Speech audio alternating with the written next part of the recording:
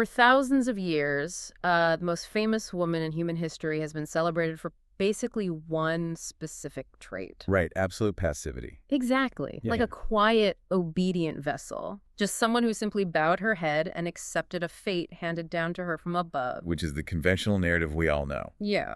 But what if we translated the ancient texts she actually lived in, stripped away centuries of accumulated cultural baggage? And discovered she wasn't a passive vessel at all. Right.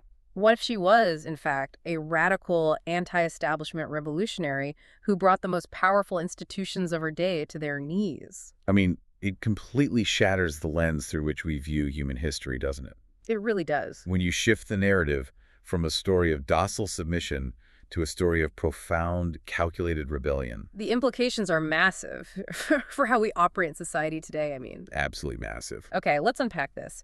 Because the stack of notes you've sent in for today's deep dive, dated Wednesday, March 25th, 2026, is easily one of the most fascinating things we've looked at. It's a very dense, paradigm-shifting document. Definitely. You've handed us a comprehensive, systemic, lexicographical analysis of Surah Al-Imran, specifically verses 38 through 51. Compiled by a scholar named Allama G. Parwez. Right. And our mission today is pretty ambitious for you listening. We are exploring a radical reinterpretation of ancient scripture. We are taking the narrative completely out of the realm of supernatural magical events. Exactly. And instead, we are analyzing this text as highly rational, socioeconomic, and political blueprint for revolution. And I think it's crucial to establish right up front how we are approaching this, for the listener. Good point. Our goal today is an impartial, rigorous exploration of the profound arguments presented in your source text.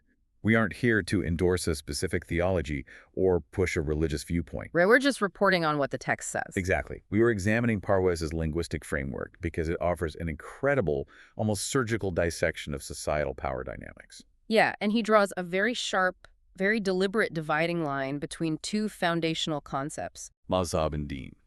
When I was reading through the notes, that distinction hit me like a ton of bricks. It really reframes everything. Because we generally lump all belief systems under the umbrella of religion.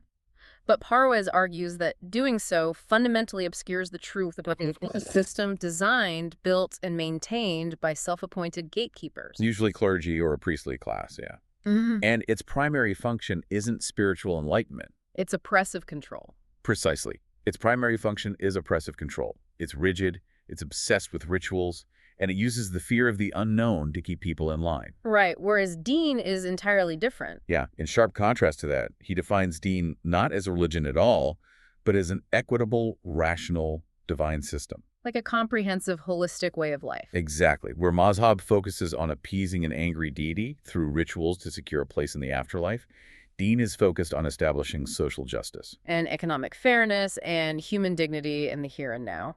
Yes. And the mechanism Parwez uses to separate the two is what's really fascinating here. Oh, the litmus test. Right. He argues that the ultimate litmus test between a human-engineered mazhab and the true Deen is the absolute rejection of magic. Wait, really? No magic at all? None. What's fascinating here is how the text argues that true divine law relies on the absolute immutability of physics and biology. So it completely rejects supernaturalism. Completely. The argument is that the universe operates on fixed, unchanging, reliable laws. So any interpretation of history or scripture that relies on suspending those laws. Like magic wands or sudden supernatural interventions. Or the suspension of biological reality. Exactly. The text says that's actually a product of mazhab. It's a story invented by humans to mystify the masses. Wow. The divine system, the Deen, operates strictly within the observable laws of the universe. This is a foundational premise, yes. So no magic, just strict, unyielding universal laws. That is our baseline. And to really understand why this framework is so revolutionary, we have to look at the world these historical figures were actually living in. Right, the ancient Israelite temple, operating under the shadow of the Roman Empire. This is the environment that figures like Zakariyya, Mary, and Jesus inhabited. And it was an environment defined by a truly suffocating level of control. It was a double layer of extreme oppression. On a macro level, you had the Roman Empire. Right, the military and political overlords, extracting heavy taxes and enforcing their rule with lethal force. But the source material focuses heavily on the second, far more insidious layer of oppression, The psychological and social control wielded by the local religious elite. The self-appointed clerics. Yeah, because the Romans might take your money and demand your political obedience, but the priests. They claim to hold the keys to your eternal soul. Exactly. The text argues that these clerics created vast networks of arbitrary laws to subjugate society. They set themselves up as the ultimate moral gatekeepers. They took upon themselves the absolute authority to dictate what was halal, meaning lawful, and what was haram, meaning unlawful. But Parwez's analysis points out that they didn't do this based on some grand, equitable, divine system designed to protect the people. No, not at all. They did it to maintain their own socio-political monopoly. Right. Because if the priests dictate what you can eat, who you can marry, how you must walk, And what you must sacrifice to be considered a good person. then they control every aspect of your daily life. Exactly. And when I saw the linguistic breakdown in the notes for the word mihrab, I honestly... Oh God, yes. I had to reread that 3 times. It's shocking. Because if you walk into almost any mosque in the world today, the mihrab is that beautiful, usually curved, highly decorated niche in the wall. The one that indicates the direction of prayer. Right. It's where the imam stands. It's culturally understood to be the most peaceful, serene, sacred spot in the building. A quiet sanctuary. But Parwez traces the ancient Arabic root of the word, and it completely shatters that image. Yeah, the root of mihrab is harb. And harb means war. It means the shedding of blood. Yes. Wait, so instead of a serene sanctuary, it's more like, how does a serene prayer space historically connect to warfare and bloodshed? This is where lexicography becomes a tool for historical excavation. To understand why a word rooted in blood became associated with the temple, we have to look at what the ancient Israelite temple actually was. Okay, what was it? It was not a quiet corner for silent meditation. The mihrab of that era was the altar. It was quite literally the temple slaughterhouse. It was the physical location where the priests performed endless ritual animal sacrifices. Wow. So instead of a serene sanctuary, it's more like an ancient corporate monopoly where the elites hoard power through rituals. That is precisely the systemic reality the text is exposing. The mihrab was the physical manifestation of mazhab. It was a system built on the premise that blood had to be shed to appease a deity. But practically, economically, it functioned to keep the priests employed. Incredibly wealthy and terrifying to the common people. Right, because the commoners brought their most valuable livestock, their livelihood, and handed it over to the priests. Who slaughtered it, kept the best portions, and solidified their psychological dominance. That is so dark. The text frames this historical moment as the ultimate systemic clash. Yes. A stagnant, exploitative system of blood sacrifice and human subjugation on one side versus a dynamic, equitable way of life, the deen, on the other. Which brings up a great question for you, the listener. How does this translate to our modern understanding of institutional control? It's a very direct translation. We don't sacrifice sheep at altars anymore, Yeah. but we all interact with modern versions of the mihrab. Yeah, think about any institution today. A corporate ladder, a massive financial system. Or a rigid cultural expectation that tells you to sacrifice your time, your agency, and your resources. To appease a gatekeeper who holds the keys to your success. If you are forced to give up your potential to enrich a self-appointed authority, you are dealing with the exact same mechanics of control. Whenever a group claims a monopoly on truth to enforce arbitrary constraints, that is mazhab. It thrives on creating artificial scarcity. Scarcity of salvation, scarcity of approval, scarcity of resources. And then charging you a massive premium to access it.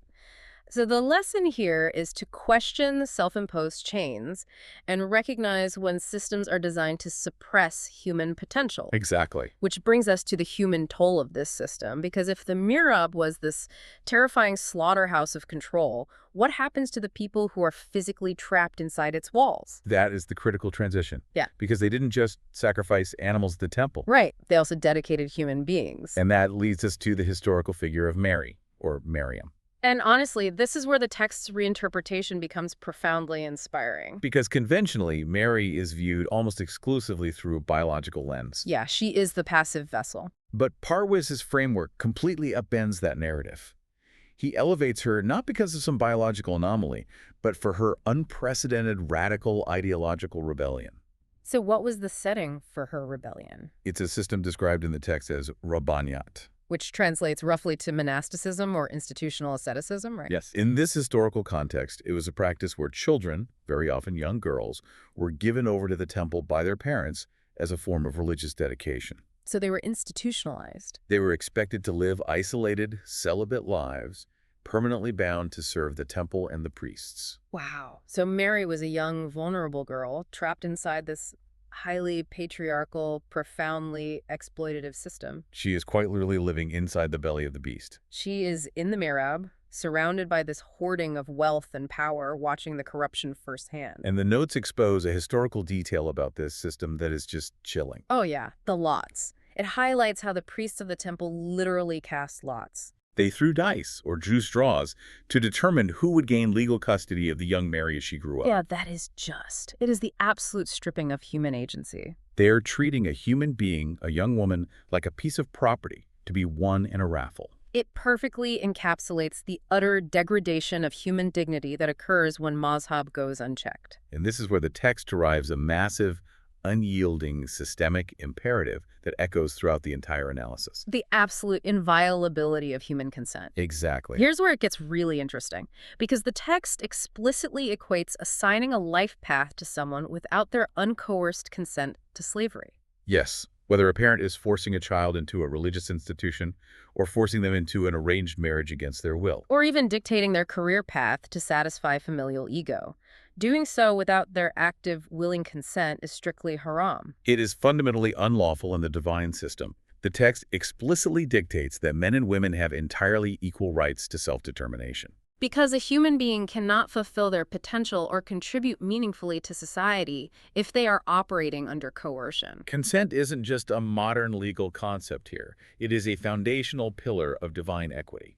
So Mary is stuck in this system. She realizes she is being treated as property by corrupt men who claim to speak for God. And her historical greatness, according to this analysis, lies in her immense moral courage. To look at the most powerful religious institution of her time, an institution backed by the full weight of societal consensus, and say, no, I reject this entirely. She breaks the rules. Yeah. She refuses the forced dedication. She chooses to leave the temple, step back into normal society, and marry a humble carpenter of her own free will. By doing so, she was directly violating the rigid monastic rules imposed upon her. She was dismantling the Rabbaniyat system through her own personal agency. But I want to pause and really think about the psychology of that moment, because we read these ancient accounts and they sound so clean. She rebelled. But the reality is far more terrifying. Right.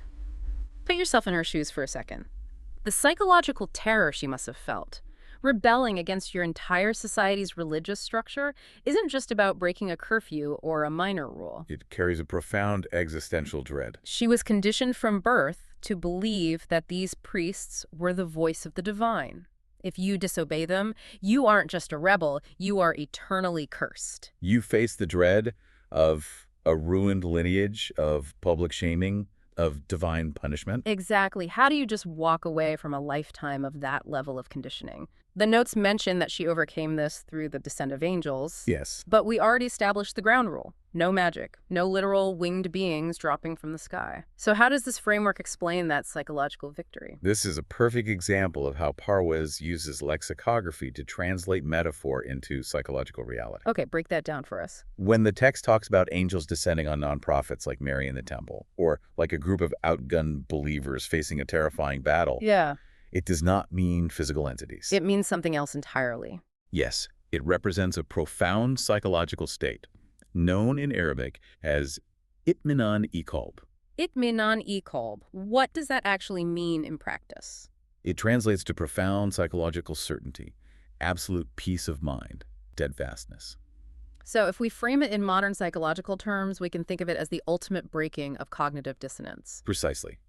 Mary was living with the massive friction between what the priests claimed was holy and the corruption she saw with her own eyes. So when the angel spoke to her, it was the manifestation of her own unshakable internal conviction finally solidifying. It is the inner voice of truth, fortifying an individual to stand against tyranny. She achieved a state of clarity where the gaslighting of the institution simply stopped working on her. She knew the system was false, and she knew that leaving it was the true alignment with divine law. It's that moment of absolute clarity we all hope for when we're facing a massive, terrifying life decision. And there's a specific Arabic word the text highlights regarding the inner command she felt when she reached that state of certainty. The word is ukuti. Right. Conventionally, I think that's just translated as a generic command to obey or be devout. But the notes say Parwez traces it back to a very specific, highly visual root, Aksa. This is perhaps one of the most beautiful linguistic revelations in the entire analysis. I thought so too. To understand Aksa, you have to understand the environment of the ancient Arab nomads who formed this language. Okay, setting the scene. In the deep desert, water isn't just a resource, it is life itself. It is the ultimate precious commodity. Aksa refers to a specific type of water skin. A leather bag used to carry water across the dunes. Exactly. And you don't mess around with a water skin in the desert. If it leaks, you die. You absolutely die. Aksa refers to a water skin that has been filled to the absolute brim and then tightly, meticulously, securely sealed. So that not a single solitary drop of water evaporates or is wasted. Yes. It is conserved perfectly so that it can be utilized efficiently when survival demands it. Wow.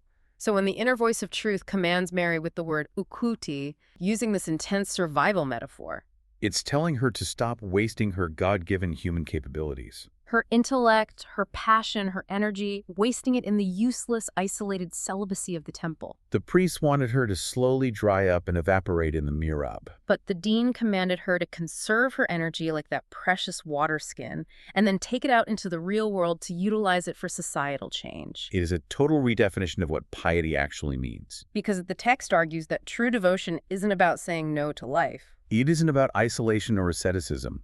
True devotion is an active, engaged yes to life. You are a vessel of immense potential energy. Do not waste a drop of it serving a corrupt system. Conserve it, protect it, and use it to build an equitable world. That is incredibly empowering. It shifts the entire focus from passive obedience to active strategic engagement. It really does.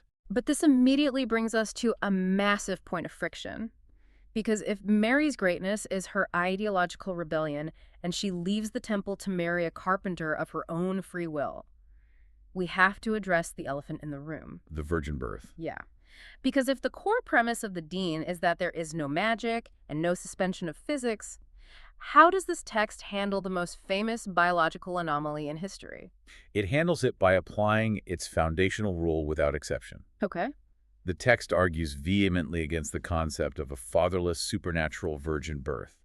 It posits that such an event violates the philosophical concept of sunnatullah. Sunnatullah, that translates to the way of God or the law of God, right? Yes, and in Parwez's framework, sunnatullah represents the absolute consistency and immutability of the physical and biological laws of the universe. The argument is that while God created the universe, ex nihilo, Meaning from absolute nothingness, an initial act of creation where no prior laws existed. right, but once that universe was brought into existence, God bound it to fixed, permanent, observable laws. Gravity pulls things down, fire burns. And human reproduction strictly requires the union of a male and a female.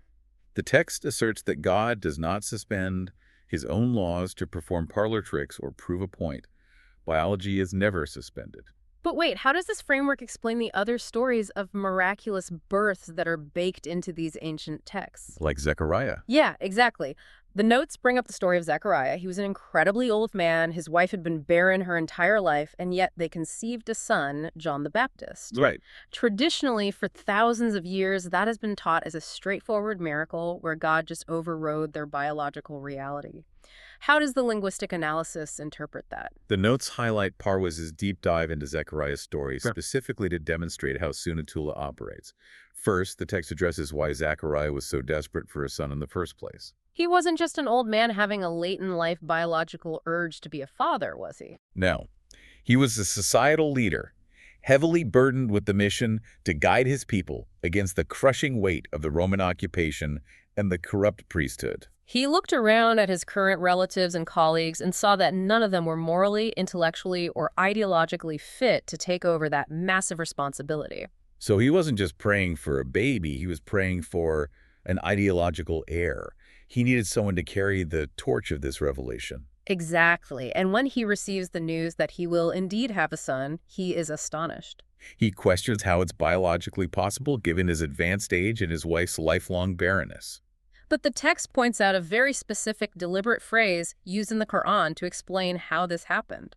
It doesn't say God bypassed their biology and magically conjured a baby into her womb. What does it say? The Arabic phrase translates literally to, We cured for him his wife. Oh, wow. So it treats her barrenness not as an immutable curse, but as a medical condition that was resolved. Yes, it explicitly proves that the resulting reproduction still strictly followed the natural law of male and female union. The biological impediment, whatever physiological issue was causing the barrenness, was simply removed or cured, allowing natural conception to take place. The law of physics and biology was not broken. A biological obstacle was simply repaired. Okay. But if we are strictly adhering to the laws of physics, I have to bring up the ultimate trump card that people use to argue for supernatural creation. The phrase kun fayakun. Yes, be, and it is. You hear this everywhere in theological discussions. Doesn't that phrase explicitly mean that God just speaks a word and poof, something magically pops into existence out of thin air in a fraction of a second? That is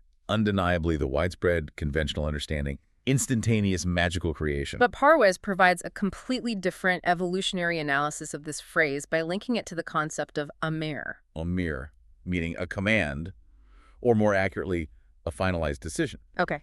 The author uses an excellent analogy to explain how amir works in the context of universal laws. Think of a government cabinet meeting. They're debating whether to build a massive new transcontinental highway. Right. They debate, they plan, and finally, the cabinet reaches a consensus. The leader drops the gavel and makes the finalized decision. At that exact moment, the decision is B. The project is officially willed into existence. But the highway doesn't magically pop into physical reality a second later. Right. You have to send out surveyors, you have to buy the land, hire the contractors, pour the asphalt, build the bridges. The execution of the decision takes years of physical labor governed by the laws of physics and engineering. Exactly. In this framework, when the text says kun be, it means the finalized divine decision has officially entered the execution stage. But that execution happens according to the fixed evolutionary laws of the universe. It starts at a microscopic, foundational level and develops through a gradual process. The notes explicitly use the word evolution. This process of execution can take millions or billions of years to manifest fully. So kun fayakun doesn't mean instantaneous magic. It means the unstoppable initiation of an evolutionary process that is strictly bound by physical laws. So, applying this strict adherence to natural law directly to Jesus, he wasn't magically poofed into existence in Mary's womb. He was conceived and born through the unchangeable natural laws of human reproduction. Which intrinsically implies he had a human father. According to this lexicographical analysis, yes, unquestionably. To claim otherwise is to claim that the universe is fundamentally unreliable, which contradicts the core premise of the Deen. But that raises a massive, glaring, hysterical question. Yeah, if he had a human father, why is he known exclusively in history, in scripture, and across multiple major world religions by his mother's name? He is famous worldwide as Ibn Maryam, the son of Mary. Think about ancient patriarchal societies. They traced everything through the father. Doesn't the fact that his father's name is entirely erased from his primary title imply that there was some kind of biological anomaly? I mean, think about modern naming conventions. Look, Usually, yeah. child takes the father's last name. Right. If a child takes their mother's last name instead, it usually means the father is unknown or absent. Or actually, wait. Is there an exception? There is an exception. Sometimes kids take the mother's last name if the mother is insanely famous, powerful, or historically significant compared to the dad, like a massive celebrity. Is it something like that? That analogy is brilliant, and it aligns perfectly with the source text's explanation. Parwez argues that the title Ibn Maryam is not a biological statement declaring a fatherless birth. It is instead a well-established Semitic linguistic and cultural convention. Explain how that convention worked in ancient times. Well, you're correct that ancient Semitic societies were intensely patriarchal. Lineage, inheritance, and identity were almost universally traced through the male line. However, linguistic historians note a specific, highly respectful exception. If a mother possessed unparalleled historical greatness, supreme moral character, or a level of social prominence that vastly outshone the father, The offspring were respectfully attributed to her name as a mark of immense honor. It was the highest form of societal tribute. So, because Mary was this incredible revolutionary figure who possessed the Itminan Iqalb to single-handedly defy the most powerful, terrifying religious institution in her society, Her greatness totally eclipsed whoever her husband was. her legacy was so monumental that her child was called the Son of Mary as a tribute to her courage. Exactly. And the text provides a powerful historical parallel to prove that this wasn't just an isolated linguistic quirk invented to explain away a virgin birth. It cites the historical naming convention of Bani Fatima, which translates to the children of Fatima. Let's delve into that. Who was Fatima, and how does her story prove the linguistic rule? Fatima was the daughter of the Prophet Muhammad. During the early centuries of the Islamic Empire, her direct descendants were historically renowned across the region by her name Bani Fatima. Now, everyone in that society knew exactly who their father was. Their father was Ali, who was himself a tremendously important historical figure, a caliph, and a renowned warrior. In fact, Ali's descendants through his other wives were simply known generally as Alawi. But his descendants, specifically through Fatima, were attributed directly to her, because her status as the Prophet's daughter and her own profound historical footprint gave her a unique, elevated greatness. Calling them Bani Fatima was an honorific title recognizing her supreme status, not a denial of Ali's paternity. That completely reframes the entire narrative.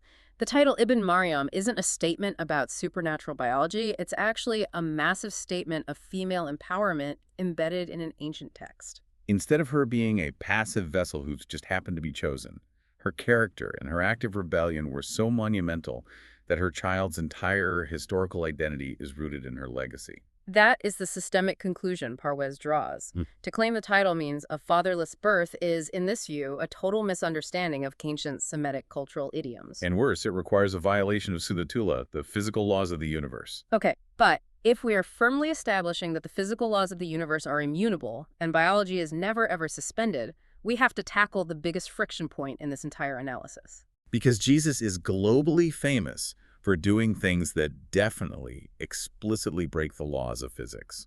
Healing the blind with a touch, curing lepers, bringing dead people back to life. If those weren't literal, magical, supernatural events, how does this source text explain them? Is Parwez arguing that these ancient texts are just full of fabrications and lies? Not lies at all. He argues they are metaphors. The text states that these legendary miracles are profound philosophical allegories, known in the Arabic text as tamsilat. They are metaphorical representations of the transformative systemic power of divine revelation, which is called wahi. So they are teaching tools. But why use metaphors instead of just speaking plainly? If you have a political or socioeconomic message, why wrap it up in stories about blind men and clay birds? Because direct, literal political critique in the ancient world gets you crucified. Jesus was operating in a highly volatile environment. If he stood in the town square and literally shouted, "The priests are corrupt and the Romans must be overthrown," he would be executed by sundown. So he commonly spoke in allegories and parables. He used the daily struggles of his people, disease, oppression, poverty, to convey deep, abstract, revolutionary truths. And the Quran, when recounting his historical mission, retains that exact same allegorical speaking style. It uses tamsilat to describe his societal impact. Let's break down the specific miracles mentioned in the notes, because translating these metaphors into systemic actions is fascinating. Start with healing the blind. The text uses the specific word akma.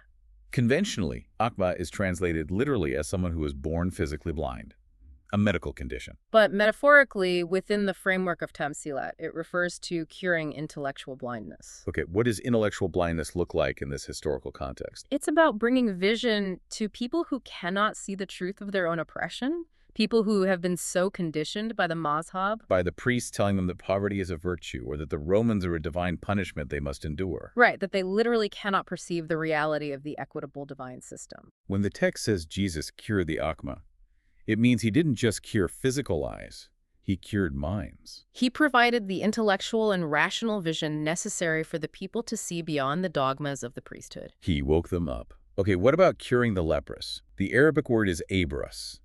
Leprosy is a horrifying, highly contagious physical disease that literally rots the body. Why use that specific metaphor?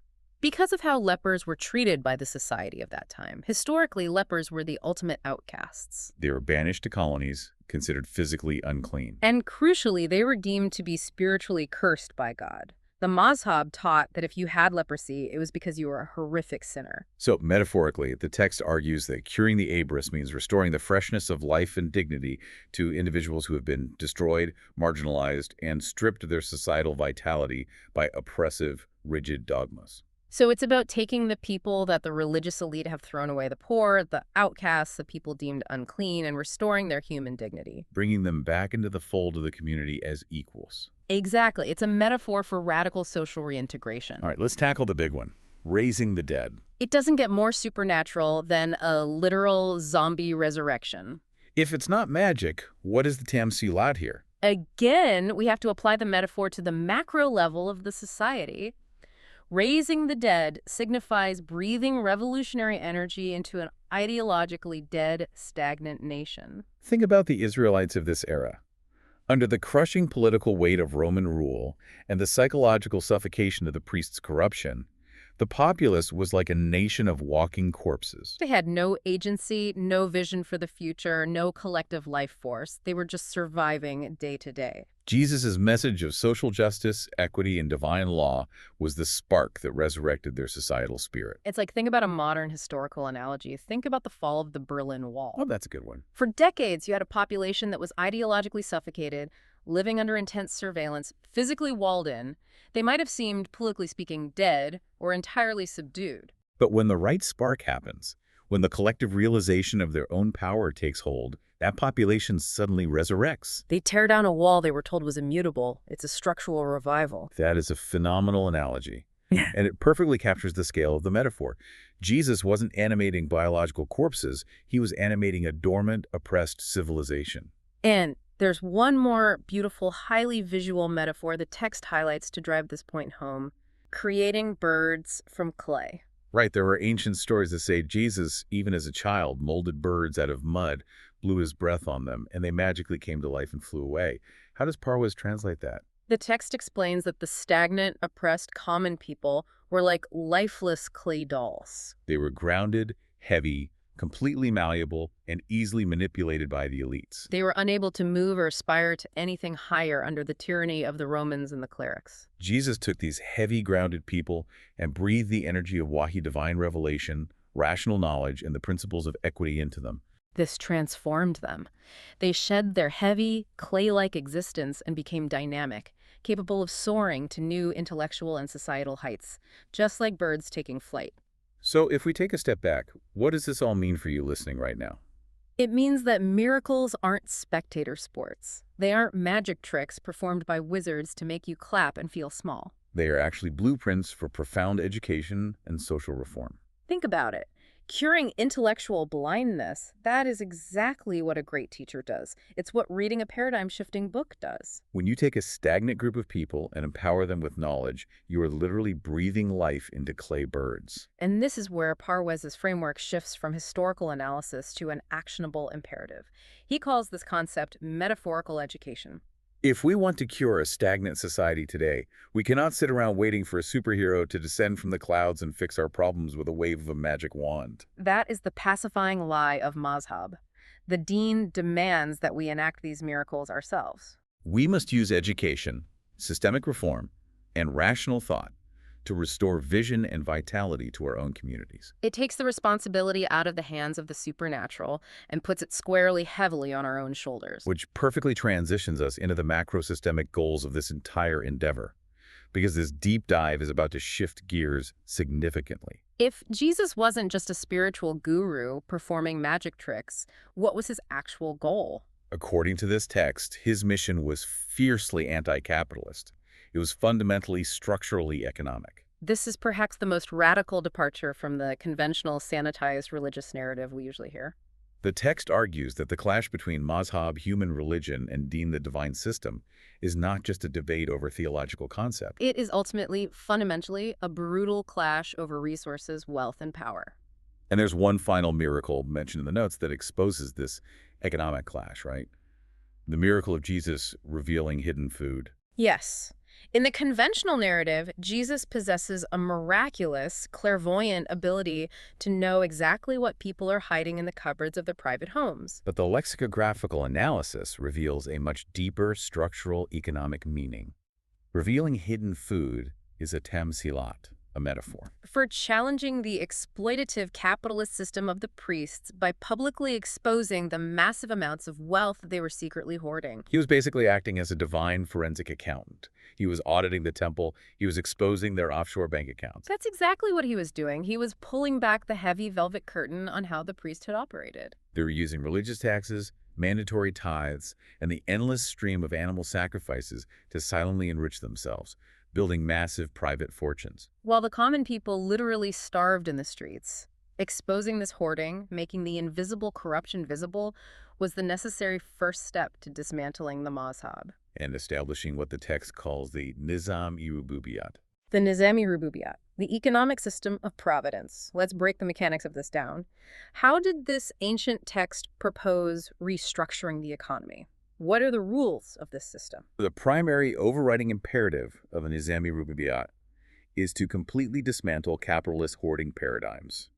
The text argues that wealth in a society functions exactly like blood in a human body. For the organism to remain healthy and alive, the blood must be actively, constantly circulated to every single extremity. It cannot be allowed to pool or coagulate in one area. If blood pools in the body, it causes a blockage and the organism dies. Similarly, if wealth is hidden, hoarded, or coagulated in the private estates of a wealthy elite, the societal organism becomes diseased and dies. So it's a heavily anti-monopoly, fiercely anti-hoarding economic philosophy. Yes. The wealth must circulate. And the ultimate goal of this mandatory circulation isn't just a vague concept of equality. The precise systemic goal is to guarantee the basic means of sustenance, food, shelter, security, for every single human being participating in the society. I want to push back here for a second, or at least play devil's advocate for the listener who might be wondering about the intersection of faith and economics. Go for it. Why is this specific, highly regulated economic structure so critical to the divine system? Why can't faith just be a personal, private, spiritual thing in your heart? You pray in your room, you try to be a morally good person to your neighbors, and the economy is just the economy. It's separate. Why inextricably link theology and wealth redistribution? The view that religion and economics belong in separate spheres is a very modern, highly secularized viewpoint. And Parwez's text would argue that this separation is actually a symptom of mazhab, a convenient philosophy promoted by the wealthy to ensure their hoarding isn't challenged by moral imperatives. To answer your question directly, Parwez looks at the linguistic definition of the phrase, the straight path, Surah Al-Imran. The straight path. That is one of the most common religious phrases in the world. People usually use it to mean following the moral rules, avoiding sin, and being a good person. But in this systemic analysis, the straight path is not a list of personal moral behaviors.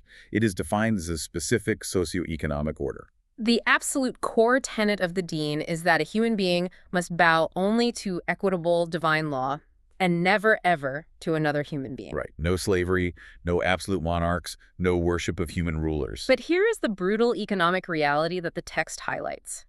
If you do not have guaranteed access to your basic daily bread, and you are forced to rely on a wealthy elite, or a corrupt priest, or a monopolistic employer just to survive, you are essentially bowing to them. You are subservient to them.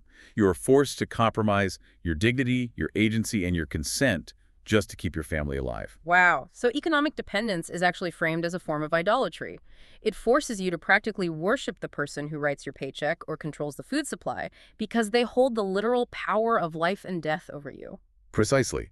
Therefore, a socioeconomic order that does not guarantee basic sustenance for all its members isn't just politically flawed, it violates the very theological foundation of the divine system. You cannot have true spiritual or intellectual freedom if you do not have economic freedom. They are inextricably linked. The Nizam-i-Rububiyat is the practical mechanism that ensures no human being is ever forced into subservience to another human just for their survival. That is a staggering interpretation. It means that a society with massive wealth inequality, where billionaires hoard resources while citizens live in systemic poverty, is fundamentally, structurally off the straight path, regardless of how many churches or mosques they build or how many prayers they recite. The economic structure is the theology. Which brings us to the final and perhaps most vital part of our deep dive. Because it's one thing to decode ancient texts, examine the etymology of ancient Arabic, and say, wow, Jesus was an economic revolutionary. It's another thing entirely to apply these mechanics, what the text calls moshrati nizam, or societal and ethical mechanics, to our actual lives right now. And the source material is very explicit on this point. This lexicographical knowledge is entirely useless if it remains theoretical or locked in an academic debate. Parwez extracts specific, actionable imperatives from these ancient words that we are commanded to apply today to transition our society from the chains of mazhab to the freedom of deen. Let's go through these imperatives. First up, abolishing monasticism, or rabboniyat. We touched on this when discussing Mary's rebellion. The text equates asceticism, isolation, and celibacy with saying no to life. It argues that withdrawing from the world, whether that means moving to a literal monastery or simply retreating into a bubble of political apathy, turns society into a graveyard. The divine system requires active, messy, communal endeavor. You cannot solve the world's systemic problems by meditating alone on a mountaintop. You must engage with the friction of society. No hiding, you have to be in the arena. Which leads to the second actionable imperative, and this one really blew my mind when I read the notes. It's the redefinition of the true meaning of tasbih. Yes, conventionally, culturally, tasbih is understood almost universally as the act of passively counting prayer beads, chanting God's name or specific phrases over and over again. It's an isolated, repetitive, often highly meditative physical act. But the lexicographical root of the word gives a totally different, almost aggressive image. The linguistic root of tasbih is intensely dynamic. It conjures the specific image of a warhorse galloping with all its might, all four hooves off the ground, moving rapidly toward a target. Or, alternatively, a swimmer stretching their arms to their absolute limit, swimming as swiftly and powerfully as possible through rough, churning water to reach the shore. That is pure kinetic energy. That is the opposite of sitting quietly with beads. It means to execute your duties and tackle societal struggles with intense, relentless, forward-moving energy. Tasbih isn't retreating to a quiet room to whisper. Tasbih is galloping into the fray to build the equitable nizam-e-rubuiyat. It is the active, forceful, exhausting pursuit of justice and equity in the real world. I love that so much. Saying I'm doing my tasbih shouldn't mean I'm praying quietly so I can feel peaceful. It should mean I'm working relentlessly, sweating, galloping like a horse to fix this broken system. And that radical redefinition of prayer extends to the physical postures of prayer as well, right? The notes mention ruku and sujud. Correct. When Muslims pray formally, they perform ruku, which is bowing from the waist, and sujud, which is full prostration, placing the forehead on the ground. But Parwez's analysis argues that these are not merely physical postures meant to be performed on a gym mat or a living room rug. They are, again, profound systemic metaphors. So what do they actually mean when applied to the real world? Sujud means complete, unyielding, practical submission to equitable, divine law in your daily societal life. It means organizing your business, your relationships, and your community according to the rules of justice. And ruku is the preparatory stage, the gathering of intent and resources leading up to that submission. But crucially, the text emphasizes that in the Quran, these commands are almost always plural. It says, bow with those who bow. They inherently demand collective action. You cannot establish an equitable, functioning society alone. It requires solidarity, organizing, and moving together in unison as a community against tyranny. It's all about action. Relentless, collective, kinetic action. And the final imperative the text outlines brings this right into our daily cultural lives. The eradication of oppressive cultural customs. The text notes that mazhab isn't just about high-level theology or temple economics. It bleeds deeply into daily culture. It creates arbitrary traditions that over time become ironclad rules, placing severe economic and psychological burdens on ordinary people. The specific historical examples given are extravagant marital rights and incredibly costly funeral traditions. Oh man, this hits incredibly close to home for anyone living in today's society. Think about how this connects directly to your life as a listener. We all have our own modern, wasteful cultural traditions that we feel totally chained to. Maybe it's the expectation that you must go into massive, crippling debt for an extravagant wedding just to impress your extended family or keep up with your neighbors, because that's just what you do. Or maybe it's the societal expectation that success only looks like climbing a soul-crushing corporate ladder, sacrificing your health and family for a title. And people view these cultural customs as inescapable duties. They feel trapped by them. But the text demands the active, intentional dismantling of these self-imposed chains. Why? Because they paralyze community resources. Think of the immense wealth poured into a single, wasteful, extravagant wedding for one night of prestige. In the deen, That wealth should have been circulated to provide basic sustenance for dozens of families, feeding back into the healthy bloodstream of the Nizam-e-Rubiyat. But breaking those traditions is terrifyingly hard. It means facing the judgment of your peers. It takes what the text calls psychological courage, the exact same itminani qualb, that internal certainty that Mary had when she walked out of the temple and defied the priests. Exactly. To synthesize all of this incredible material, the transition from mazhab to deen is fundamentally about reclaiming human dignity. It requires applying deep, rational thought. The text uses the term tazrif ul-ayat, which means critically cross-referencing information, looking at all angles, to derive a holistic, rational truth rather than blindly following isolated dogmas handed down by authority figures. It is a profound call to awaken your intellect, to reject the mihrab of exploitation in whatever form it takes in your life, and to engage actively, courageously with the world. What an absolute roller coaster of an intellectual journey this depth dive has been. We started with ancient, dusty scriptures, looking at Arabic words that are thousands of years old, and what did we uncover beneath the surface? We found a searing manifesto for economic equality, a structural blueprint for women's liberation, and the absolute divine right to human consent. We found a demand for rational education, the total rejection of intellectual blindness, and a relentless call to dismantle the monopolies that hoard wealth and power. It reveals how ancient texts that have historically been weaponized to pacify people, to keep them docile and obedient, actually contain the very tools for their liberation if you simply have the linguistic key to decode the language. So, addressing you, the listener, directly. The next time you encounter a piece of history, a religious text, or even a modern cultural norm that tells you to stay small, to accept poverty as a virtue, to surrender your agency, or to wait quietly for a magical solution to your problems. Ask yourself a critical question. Are you looking at a profound metaphor that needs decoding, or are you looking at a chain that needs breaking? And I will leave you with this final provocative thought to mull over long after this deep dive ends. If the ancient word for devotion actually means to gallop like a warhorse toward a societal goal, what other words in our daily lives have been completely stripped of their power by passive, docile interpretations? How much of what we accept as supernatural or inevitably unchangeable in our society is simply a metaphor waiting for us to finally understand it and take relentless action? It's a powerful thought to leave on. Because at the end of the day, when you look at the complex, messy landscape of our society, the muddy waters only truly clear up when you realize that the confusing machinery of control was built intentionally by the very people who benefit from the blur. It's time to decode the machine. Thank you for joining us on this incredible intellectual journey. Keep questioning, keep galloping, and we will see you on the next deep dive.